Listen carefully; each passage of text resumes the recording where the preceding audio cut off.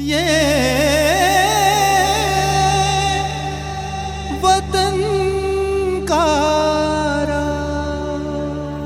वतन का राग के श्रोताओं को नमस्कार। अंग्रेजों को भारत में व्यापार करने का अधिकार जहांगीर ने 1618 में दिया था और 1618 से लेकर 1750 तक भारत के अधिकांश रजवाड़ों को अंग्रेजों ने छल से कब्जे में ले लिया था। सिराजुद्दौला बहुत ही अच्छा शासक था और बहुत संस्कारवान भी। सिराजुद्दौला ने अंग्रेजों को बंगाल में व्यापार की इजाजत कभी नहीं दी। इसके लिए अंग्रेजों ने कई बार बंगाल पर हमला किया, लेकिन हमेशा हारते रहे। अंग्रेजों ने कभी भी युद्ध करके भारत में किसी राज्य को नहीं जीता था। वे हमेशा छल और साजिश से काम करते थे। उस समय का जो बंगाल था वो बहुत बड़ा राज्य था। उसमें शामिल था आज का पश्चिम बंगाल, बिहार, झारखंड, उड़ीसा, बांग्लादेश, पूर्वोत्तर के 7 राज्य और बर्मा। हम इतिहास में पढ़ते हैं कि पलासी के युद्ध में अंग्रेजों और सिराजुद्दौला के बीच भयंकर लड़ाई हुई और अंग्रेजों ने सिराजुद्दौला को हरा दिया। लेकिन सच्चाई कुछ और है। हमेशा ये सवाल रहा कि आखिर सिराजुद्दौला जैसा शासक हार कैसे गया, और ये सवाल भी कि आखिर अंग्रेजों के पास कितने सिपाही थे और सिराजुद्दौला के पास कितने। भारत में पलासी के युद्ध के ऊपर जितनी भी किताबें हैं, उनमें से किसी में भी इस संख्या के बारे में जानकारी नहीं है। इस युद्ध की सारी जानकारी उपलब्ध है लंदन के इंडिया हाउस लाइब्रेरी में। ये एक बहुत बड़ी लाइब्रेरी है जहां भारत की गुलामी के समय के 20,000 दस्तावेज उपलब्ध हैं। इसमें उपलब्ध दस्तावेजों के हिसाब से अंग्रेजों के पास पलासी के युद्ध के समय मात्र 350 सिपाही थे और सिराजुद्दौला के पास 18,000 सिपाही। किसी के भी लिए ये समझना मुश्किल नहीं है कि एक तरफ जहां 350 सिपाही हों और दूसरी तरफ 18,000 सिपाही, तो युद्ध कौन जीतेगा। लेकिन 350 सिपाही वाले अंग्रेज जीत गए और 18,000 सिपाही वाला सिराजुद्दौला हार गया। अंग्रेजों के हाउस ऑफ कॉमन में ये कहा जाता था कि अंग्रेजों के 5 सिपाही भारत के 1 सिपाही के बराबर थे। तो सवाल ये उठता है कि इतने मजबूत 18,000 सिपाही उन कमजोर 350 सिपाहियों से हार कैसे गए। किसी से मांग कर दे, मोल ले कर दे, चुरा कर दे। किसी से मांग कर दे, मोल ले कर दे, चुरा कर दे। बहर सूरत इन्हें दिल चाहिए, दिल कोई ना कर दे। बहर सूरत इन्हें दिल चाहिए, दिल कोई ना कर दे। किसी से मांग कर दे, मोल ले कर दे, चुरा कर दे।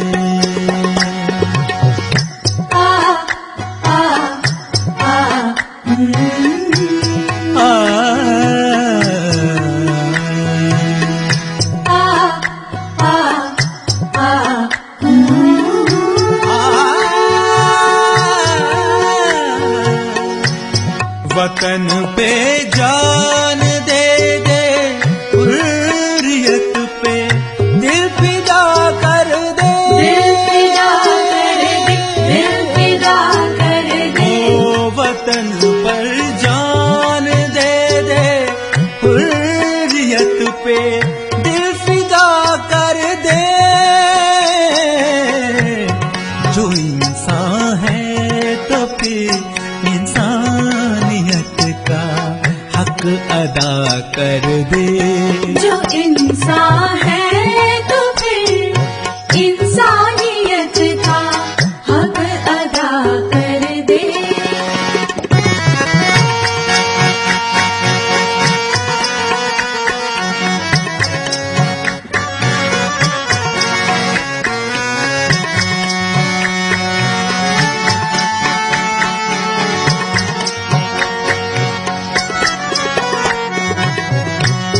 मेरी जानिब से अक्सर सूए जन रहता है लोगों को,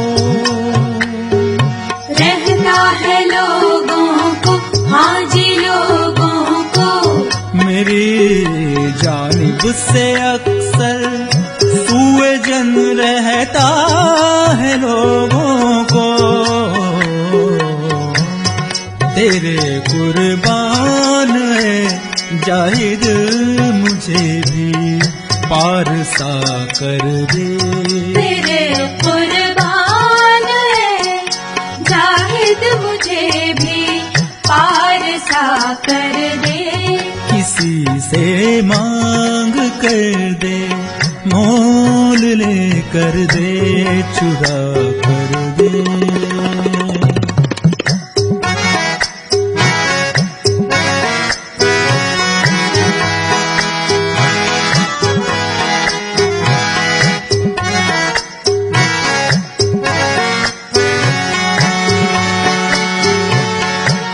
मोहब्बत और उस बेदर्द की बस चुप रहो अहमक,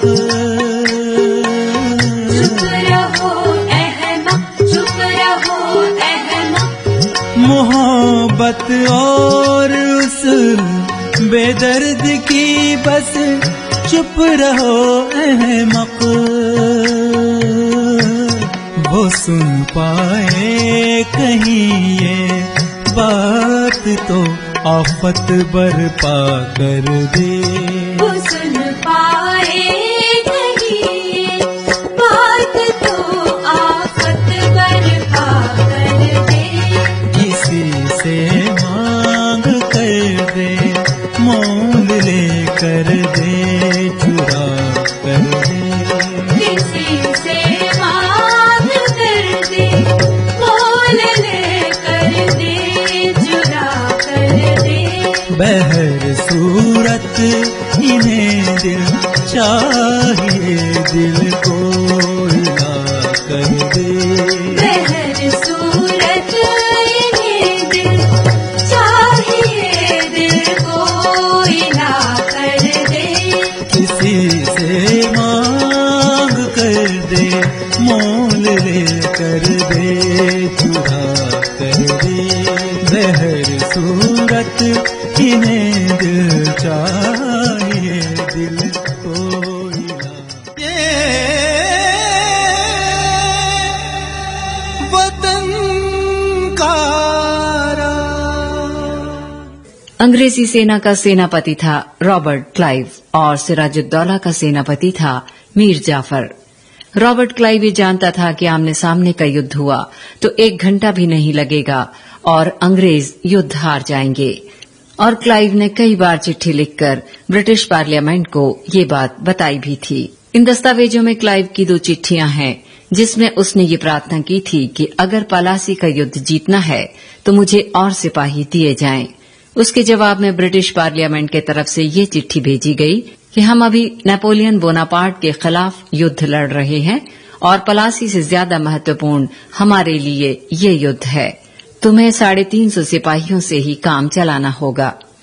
रॉबर्ट क्लाइव ने तब अपने 2 जासूस लगाए और उनसे कहा कि पता लगाओ कि सिराजुद्दौला की फौज में कोई आदमी है जिसे हम रिश्वत दें, लालच दें और रिश्वत के लालच में अपने देश से वो गद्दारी कर सके।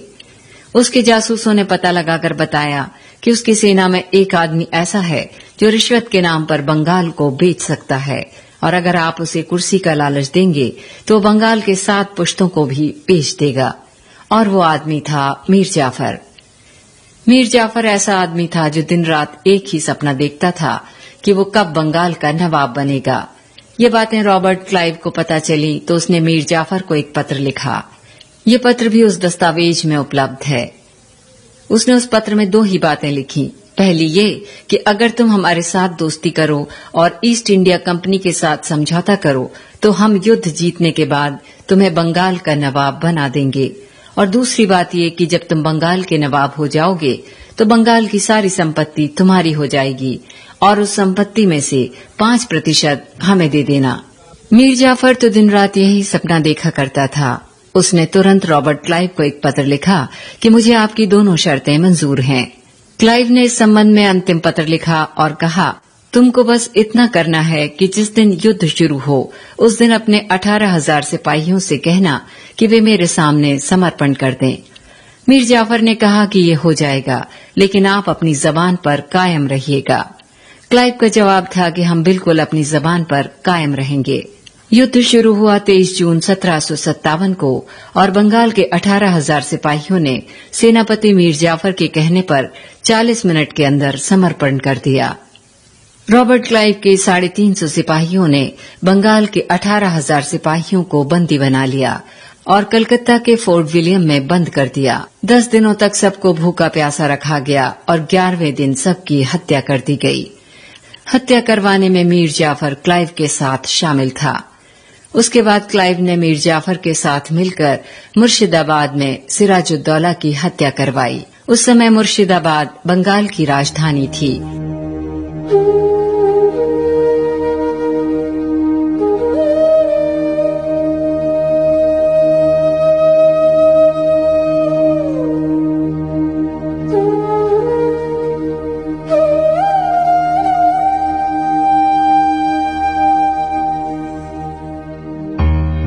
वक्त आने दे बता देंगे तुझे आसमां।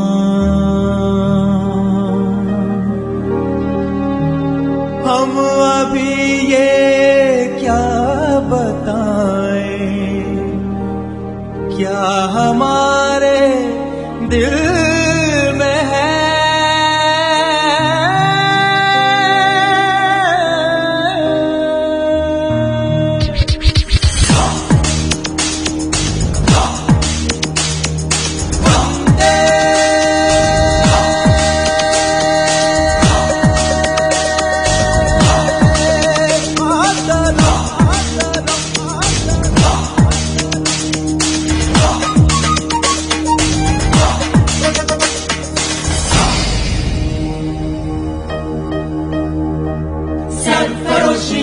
तमन्ना अब हमारे दिल में है,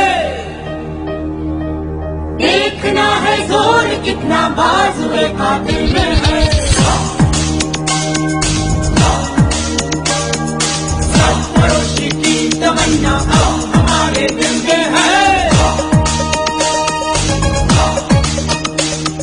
देखना है जोर कितना बाजुए कातिल में है।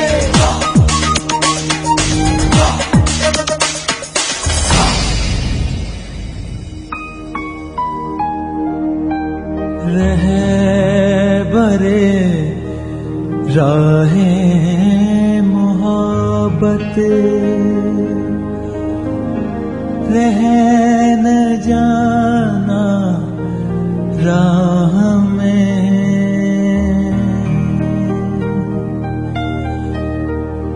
रहबरे राहे मोहब्बत,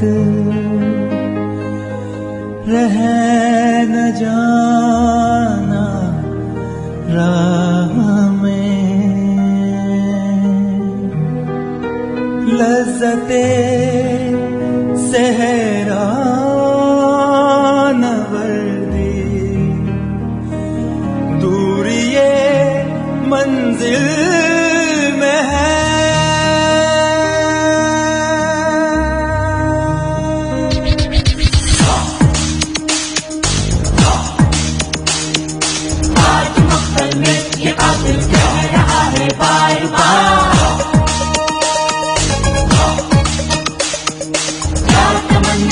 शहादत भी किसी के दिल में है। सरफरोशी की तमन्ना अब हमारे दिल में है, देखना है जोर कितना बाजुए कातिल में है।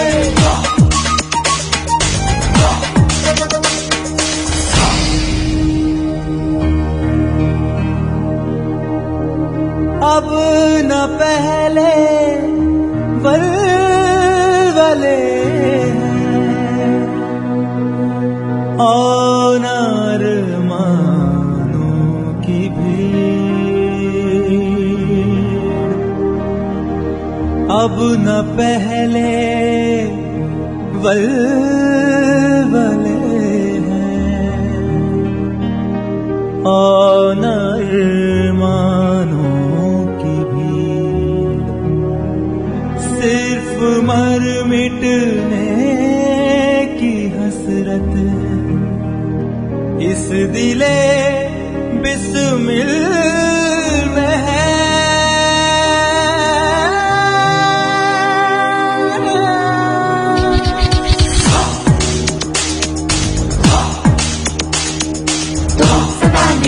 सदा ले तू इतना देख ले, कोई भी हसरत जुदा मुझसा तेरी महफिल में है। सब फरोशी की तमन्ना हमारे दिल में है। देखना है जोर कितना बाजुए काफिल में है।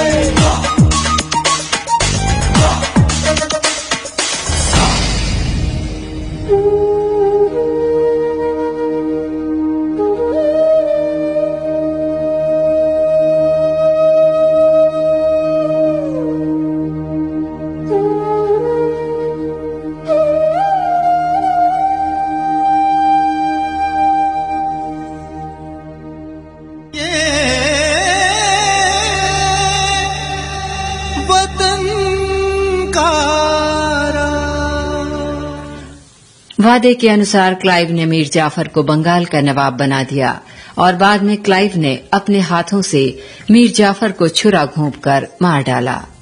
इसके बाद रॉबर्ट क्लाइव ने कलकत्ता को जमकर लूटा और 900 पानी के जहाज भरकर सोना, चांदी, हीरा जवाहरात लंदन ले गया। वहां की संसद में जब क्लाइव गया तो वहां के प्रधानमंत्री ने उससे पूछा कि क्या तुम सारे भारत को लूट कर लाए हो? तो क्लाइव ने कहा कि नहीं, मैंने तो भारत के एक शहर कलकत्ता को लूटा है। फिर उससे पूछा गया कि ये सारा सामान कितना होगा? तो क्लाइव ने कहा, मैंने इसकी गणना तो नहीं की, लेकिन करीब 1000 मिलियन स्टर्लिंग पाउंड का होगा ये सब। उस समय के स्टर्लिंग पाउंड की कीमत में आज 300 गुना कमी आई है और आज के हिसाब से अगर उसका मूल्यांकन किया जाए तो शायद हमारा कैलकुलेटर फेल हो जाएगा। रॉबर्ट क्लाइव ऐसा करने वाला अकेला नहीं था। ऐसे 84 अधिकारी भारत आए थे और सब ने भारत को बेहिसाब लूटा। काश पलासी के युद्ध में मीर जाफर की भूमिका ये न रही होती कि अंग्रेजों आओ, तुम्हारा स्वागत है इस देश में, तुम्हें जितना लूटना है लूटो, बस मुझे कुछ पैसा दे दो और एक कुर्सी दे दो।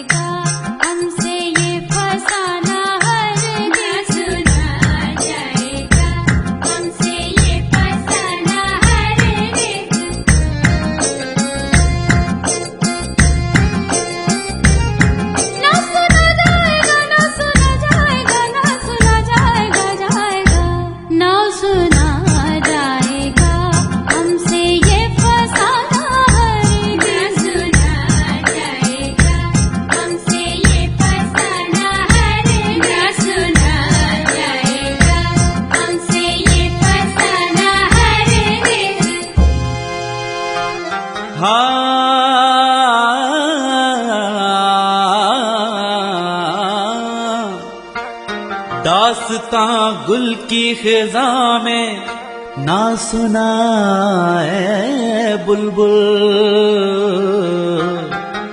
दास्तां गुल की खिज़ा में ना सुनाए बुलबुल।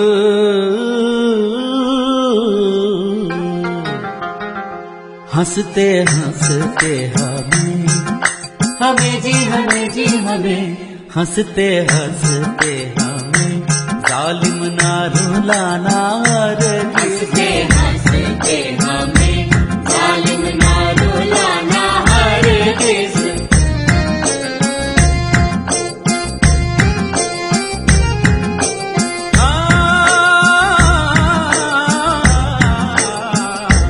हंसते हंसते हमें जालिम ना रुलाना हरगिज़।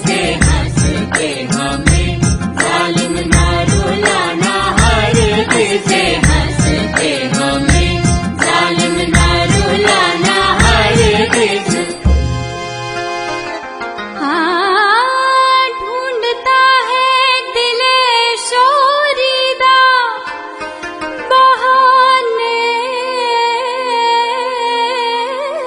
मुतरिब ढूंढता है दिल शोरीदा बहाने मुतरिब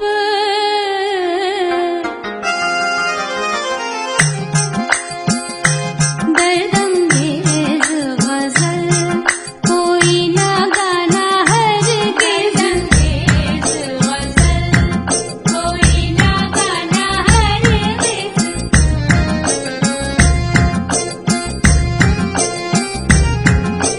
कामगर सा कामगर नी कामगर धारा निरे निसा दर्दंगेज गजल कोई ना गाना हरगिज़ अंगेज गजल कोई ना गाना हरगिज़ दर्दंगेज गजल।